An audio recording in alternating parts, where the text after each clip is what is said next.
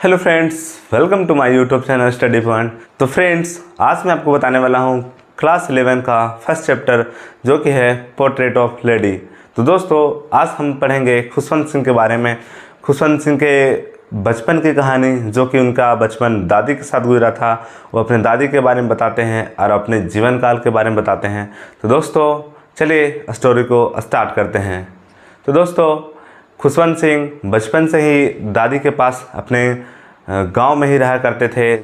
उनके माता पिता उन्हें छोटा में ही दादी के पास छोड़ के शहर चले गए थे। तो आपको ज्ञात होगा कि अगर आप भी अपने प्रैक्टिकल लाइफ में छोटा में अपने दादी के साथ, अपने दादा के साथ रहे होंगे, तो फिर कैसा फीलिंग आता है, उनके साथ रहने से क्या मिलता है और क्या फीलिंग आता है, वो आपको जानकारी होगी। आपको जानकारी होगी कि दादी और दादा हमारे लाइफ में कितना इम्पोर्टेंस रखते हैं। अपने खुशवंत सिंह अपने इमोशनली स्टोरी को बताते हैं इस स्टोरी में कि दादी क्या करती थी उनके लिए। जब वो स्कूल जाया करते थे तो उनके लिए टिफ़िन बनाना, उनको तैयार करना, उनको स्कूल तक पहुंचाना, सारा काम उनकी दादी करा करती थी। जो कि एक दादी और उनके पोते का जो खुशवंत सिंह थे, उनका एक दोस्त के जैसा बॉन्डिंग था और एक बहुत अच्छा उच्च स्तरीय रिश्ता था। तो दोस्तों, खुशवंत सिंह बताते हैं कि मैं अपने दादी को कभी इमेजिन ही नहीं कर सकता हूँ कि वो कभी जवान हुआ करती थी। उनके भी हस्बैंड हुआ करते होंगे, वो भी, उनके भी लंबे लंबे बाल हुआ करते होंगे। तो अपने आप में सोचते हैं कि दादी तो जब से मैंने देखा उनको, उनके गालों में झुर्रियाँ जैसा झुर्रियाँ आई हुई है। वो बेंट होके चला करती है, एक लाठी के भरोसे चला करती है। उनकी दादी एक सफ़ेद साड़ी पहना करती थी, जो कि खुशवंत सिंह अपने स्टोरी में बताया करते हैं। तो चलिए दोस्तों, मैं आपको बताता हूँ इसका डिटेल इन्फॉर्मेशन। मैं आपकी सुविधा के लिए एक लॉन्ग आंसर टाइप लाया हूँ, जो कि आपको इसे समझने में, क्वेश्चन आंसर बनाने में बहुत ही सुविधा होगी। तो चलिए लॉन्ग आंसर की चलते हैं और आपको इसका सारांश बताते हैं। चलिए देखते हैं लॉन्ग आंसर। इसके राइटर का नाम है, खुद जो राइटर है, Khushwant Singh.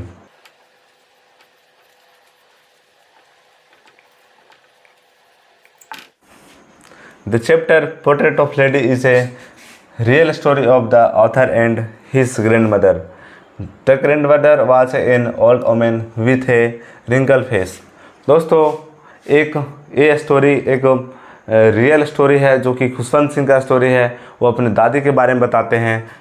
The grand mother was an old women with a wrinkle face. दादी के बारे में बताते हैं जिनके फेस पे रिंकल होता है, झुर्रियाँ उगी रहती है, उनके बारे में बताते हैं। It was hard to believe that she has once been young and pretty had a husband. उनको विश्वास करना बहुत ही कठिन होता है कि वो, उनके दादी का हस्बैंड भी हुआ करते थे। वो भी कभी सुंदर दिखा करती थी, वो भी कभी प्रीटी दिखा करती थी। तो वो अपने दादी के बारे में बता रहे हैं। She used to walk around the house in the white clothes. She kept her once and hand resting on her waist and the other hand was telling the bits of her rosary initially day.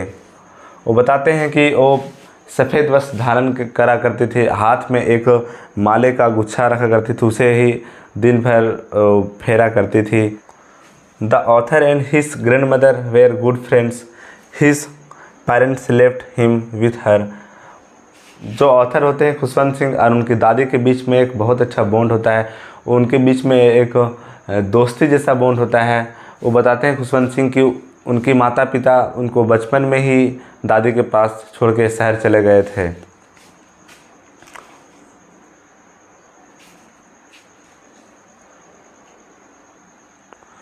The morning and get him ready for school. She used to pack the things required by him for the day and send him to the school that was attached to the table. वो बताते हैं दोस्तों कि हर गतिविधियां में उनका दादी help किया करती थी। स्कूल जाने टाइम उनको पहुंचाना, उनके लिए टिफ़िन बनाना, उनको तैयार करना, उनका होमवर्क कराना, पूरा डे का रूटीन था। उसमें दादी का एक बहुत ही महत्वपूर्ण योगदान होता है। वो बताते हैं खुशवंत सिंह अपने story. He had a routine of reading the scriptures. The author along with other children sat on the veranda singing alphabets and morning prayers. उनकी दादी जो है वो बरामदा में बैठ के गॉड का प्रार्थना करा करती थी, गॉड का भगवान के गाने उनको सुनाया करती थी खुशवंत सिंह को बरामदा में बैठ के। और खुशवंत सिंह जो अदर बच्चे होते हैं उसके जैसा खुशवंत सिंह नहीं थे। खुशवंत सिंह एक अपने आप में वो वेल कनेक्टेड, दादी के साथ वेल कनेक्टेड थे। On their way back to the home she used to give the street chapatis to the street dogs. जब वो खुशवंत सिंह को स्कूल छोड़ने के लिए जाते थे तो वापस लौटते समय उनकी दादी जो स्ट्रीट गली के कुत्ते हुआ करते थे उनको चपाती देते थे, इधर से ही ले जाते थे और आने टाइम उनको चपाती देते थे खाने के लिए। हर रोज़ ऐसा वो उनकी दादी किया करती थी। A turning point arrived in the relationship when his parent called them to live in the city and then things started to change. दोस्तों, टर्निंग पॉइंट यहाँ पे आता है जब उनके माता पिता उनको शहर बुला लेते हैं, उसी टाइम उनका टर्निंग पॉइंट होता है जो कि आप आगे देखने वाले हो। The author used to go to an English school in the motor bus, there were no dogs in the street. Khushwant Singh बताते हैं दोस्तों उनका एक इंग्लिश मीडियम में एडमिशन हो जाता है और एक बस से वो स्कूल जाया करते हैं, ना कि वो दादी के साथ पैदल जाया करते थे। ना ही उधर गली के कुत्ते मिला करते थे, ना ही कुछ, एक अलग ही माहौल उधर हो गया था। She no long him to the school, he could help him in the studies as everything was in author language which she could not understand. She was distressed that there was no teaching about God and scriptures and that's why disappeared the syllabus. दोस्तों, उनकी दादी को बुरा लगता है कि खुशवंत सिंह के school में गॉड के बारे में नहीं पढ़ाया जाता है, गॉड के स्क्रिप्चर्स के बारे में नहीं पढ़ाया जाता है। एक इंग्लिश मीडियम स्कूल होता है, वहाँ पे एक अलग ही माहौल होता है जो कि दादी को बिल्कुल भी पसंद नहीं रहता है। ना ही उनकी दादी उनको पढ़ाई में हेल्प किया करती थी, जैसे कि पहले उनको वहाँ पे गांव के स्कूल में जहाँ जाया करते थे उस टाइम उनको हेल्प किया करती थी उनके पढ़ाई में और हर तरह की हेल्प किया करते थे। लेकिन वो अब खुशवंत सिंह का हेल्प एकदम नहीं कर पाती है, इसीलिए उनको अपने आप में सैडनेस फील होता है, वो उदास रहते हैं। आगे है, When the author went to university, he got a separated room in his house and the bond had broken now. जब ऑथर अपने स्कूल का पढ़ाई ख़त्म करने के पश्चात जब वो यूनिवर्सिटी में जाते हैं तो उनके लिए एक सेपरेटेड रूम हो जाता है, एक उनको अपने घर में ही एक पर्सनल रूम हो जाता है, जिससे in his house and the bond had broken now, जिससे दादी और उनके बीच बॉन्ड टूट जाता है, जिससे अलग रूम में हो जाती है और खुशवंत सिंह अलग रूम में हो जाते हैं। Grandmother rarely talk to the anyone in the house, no he had accepted her loneliness. उनकी दादी किसी से नहीं बातचीत नहीं करती है, ना ही किसी से कोई मतलब रखती है, बहुत ही अपने आप में शांत रहती है और गॉड का प्रेयर करते रहती है, गुणगान करते रहती है और माला फेरा करते रहती है। Bread into piece and feeding it to the birds would set on her legs. उनके पास में जो बर्ड आते हैं वो अपने पाँव के सामने अपने बर्ड को रोटी तोड़ तोड़ के, चपाती तोड़ तोड़ के उनको खिलाया करती है, दिन भर वही किया करती है। एकदम सैडनेस लाइफ जिया करती है, किसी से एकदम कोई मतलब नहीं रहता है, लॉनलेस रहती है एकदम।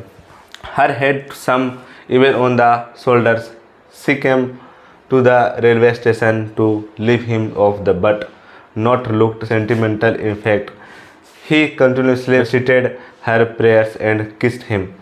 जब ऑथर को विदेश जाना रहता है पढ़ाई के लिए तो उनके दादी ना ही कुछ बोलती है और ना ही कुछ रिएक्शन देती है, बस गॉड का प्रेयर करती है उनके लिए कि वो अच्छा से पढ़े और वहाँ से अच्छा रहे, और कुछ नहीं बोलती है उनको, बस and kissed him on the forehead.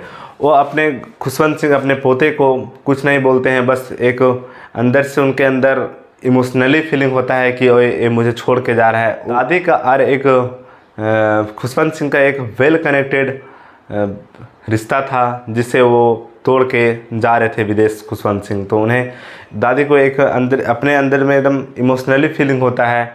वो कुछ बोलती नहीं है, बस खुशवंत सिंह को माथे पे चूमती है और उन्हें अलविदा कह देती है।